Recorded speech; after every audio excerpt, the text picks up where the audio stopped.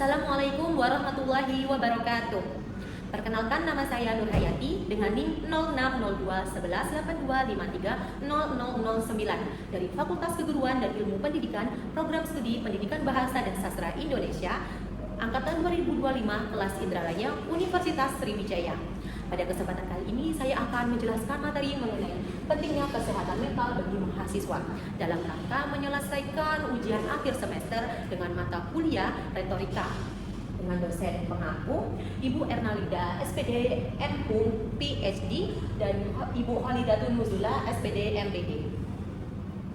Nah, selanjutnya saya akan menjelaskan pentingnya kesehatan mental bagi mahasiswa, dan di sini sudah ada menurut beberapa ahli. Yang pertama, menurut Carl Rogers, kesehatan mental adalah kesesuaian antara diri ideal dan diri nyata, menerima diri dan mampu berkembang secara positif.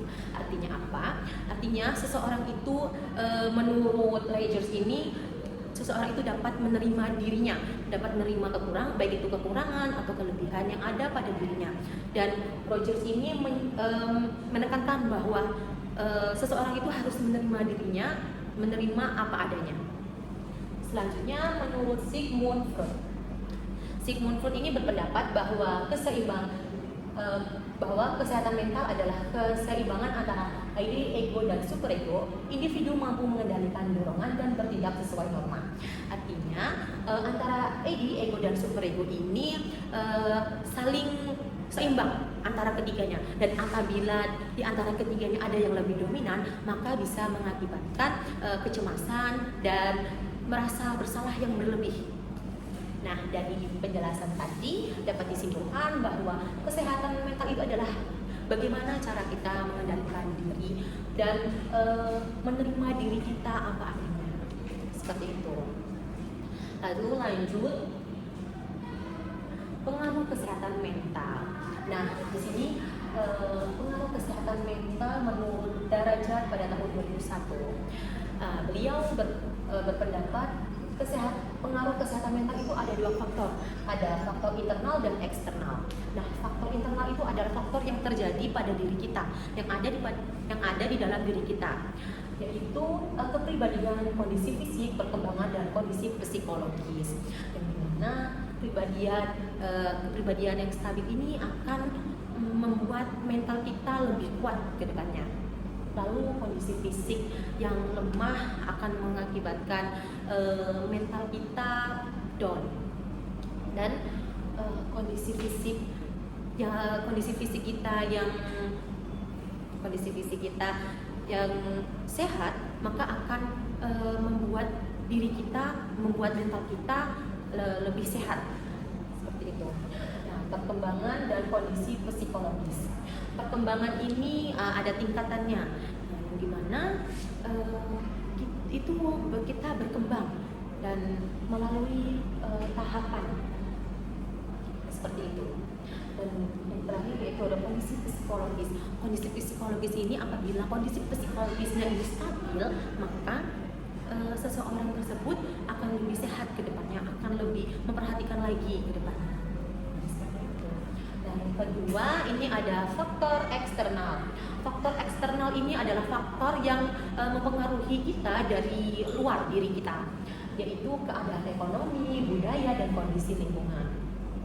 Keadaan ekonomi ini tentunya sangat mempengaruhi mental kita, yang apabila saat orang itu mampu dan tidak mampu tentunya memiliki perbandingan yang sangat berbeda. Nah, itu juga mempengaruhi pikiran kita dan kesehatan mental kita. Lalu yang kedua ada budaya. Nah, budaya ini juga sangat berpengaruh terhadap kesehatan mental kita. Dan ada di budaya tertentu itu menekankan pada kesehatan mental. Seperti itu. Lalu kondisi lingkungan. Nah, kondisi lingkungan ini gimana kita bisa menyesuaikan dengan lingkungan sekitar. Nah, ada yang mengatakan seperti ini, kalau kepribadian itu akan terbentuk, kepribadian baik atau buruk itu akan terbentuk sesuai dengan lingkungan sekitar. Nah, seperti itu. Lalu selanjutnya, kesehatan mental ada 6 aspek. Nah, ini menurut Mario Giorgia Hoda. Yang pertama yaitu ada sikap positif terhadap diri sikap positif ini menerima dirinya itu dengan menerima posisi positif, negatif, kekurangan, kelebihan, nah sehingga tidak memberatkan dirinya seperti itu. Lalu yang kedua, pertumbuhan dan perkembangan. Nah, pertumbuhan dan perkembangan ini juga sangat menjadi bagian dari aspek, yaitu di mana ada tingkatan, ada dimulai dari kecil, remaja, dewasa dan lansia. Nah, di situ di setiap genre itu, di setiap tahapan itu tentunya memiliki emosional yang berbeda-beda. Selanjutnya ada integrasi, mampu menghadapi stres. Nah, ini tentunya adalah di mana seseorang itu bisa menyelesaikan suatu permasalahan dengan pikiran yang jernih. Selanjutnya ada otonomi atau kemandirian. Nah, otonomi ini di mana seseorang itu mengambil langkah sendiri. Nah, dia tidak terpengaruh oleh orang lain seperti itu. Lalu selanjutnya persepsi realitas akurat. Nah, persepsi realitas akurat ini adalah persepsi realitas akurat ini adalah di mana seseorang itu melihat kenyataan secara objektif dan dia tidak mudah salah paham seperti itu. Lalu selanjutnya penguasaan lingkungan. Nah, penguasaan lingkungan ini seseorang tersebut bisa menyesuaikan dirinya di lingkungan sekitar atau lingkungan baru. Contohnya dia bisa bekerja sama dengan orang lain dan lain sebagainya. Selanjutnya strategi menjaga kesehatan mental. Yang pertama mengatur waktu dan prioritas kegiatan. Tentunya saat kita melakukan kegiatan harus mengatur waktu dengan baik. Nah, dengan mengatur waktu dengan baik ini, maka kegiatan yang akan kita lakukan ini bisa terstruktur. Nah, mudah untuk kita melakukannya saat kita melakukannya.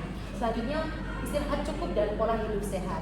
Oke, dalam ini juga sangat penting ya, karena dengan kita menjaga pola hidup sehat, maka pikiran kita akan lebih sehat juga, seperti itu. Lalu nomor 3, berbagi cerita dengan teman atau keluarga terpercaya. Oke. Bercerita dengan sahabat, keluarga atau teman ini juga dapat dapat memberikan kesan baik terhadap otak kita, yang dimana otak kita ini akan menjadi lebih rileks. Nah, maksudnya saat kita memiliki masalah, ada seseorang yang mau kita ajak untuk menyelesaikan masalah melalui cerita yang kita sampaikan. Selanjutnya yaitu melakukan aktivitas yang menyenangkan. Nah, melakukan aktivitas yang menyenangkan ini sangat berarti ya. Kalau saya pribadi yaitu dengan cara make up, karena saya senang make up. Nah, maka saya akan menggunakan aktivitas itu untuk menyenangkan hati saya, seperti itu. Nah, apabila seseorang tersebut suka masak, maka ya tentu saja memasaklah yang akan menjadi kegiatan menyenangkan bagi dirinya. Lalu yang kelima, meminta bantuan profesional bila diperlukan. Maksudnya ini bantuan dari konselor kampus atau psikolog.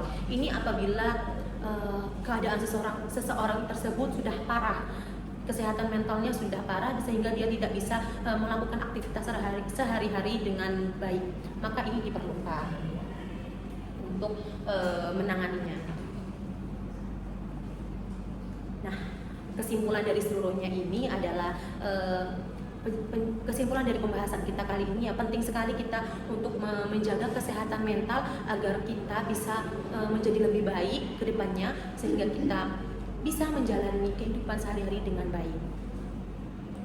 Nah, itu saja yang dapat saya sampaikan. Mari semuanya kita berusaha untuk melakukan pola hidup sehat agar kesehatan mental kita terjaga.